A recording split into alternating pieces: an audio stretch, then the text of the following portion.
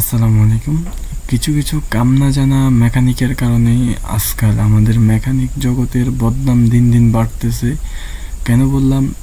আমার হাতে আপনারা যেই ফোনটি দেখতেছেন এটি একটি ভিভো কোম্পানির ফোন। ফোনটার সমস্যা হচ্ছে চার্জিং পিনে মাঝে মধ্যে চার্জ হয়, মাঝে মধ্যে চার্জ হয় না। তো কাস্টমারের কথা হয়েছে যে ভাই আমি কয়েকদিন আগে এই ফিনটা ঠিক করতে নিয়েছি এক দোকানদারের কাছে। ওই দোকানদার আমার কাছে ফিনটা চেঞ্জ করার জন্য বিল নিছে, কিন্তু ফিনটা চেঞ্জ করে দেয় নাই। ওয়াশ করে দিছে, ওয়াশ করার পরে দেখতেছে চার্জ হয়, আমাকে ফিটিং করে দিছে।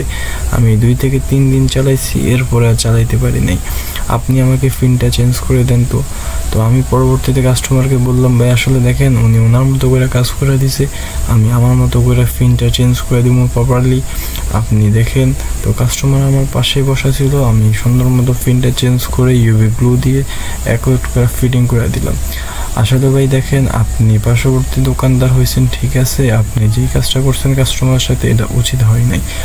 আপনার এই কাজের কারণে দিন দিন আমাদের বদনামটা বাড়বে, কারণ আপনি যেহেতু কাস্টমার থেকে চার্জিং ফিনটা চেঞ্জ করা বিল নিয়েছেন, ওয়াশ করার পর হয়ে গেছে, তাহলে কাস্টমার থেকে ওয়াশ করা বিলটাই রাখতে পারতেন।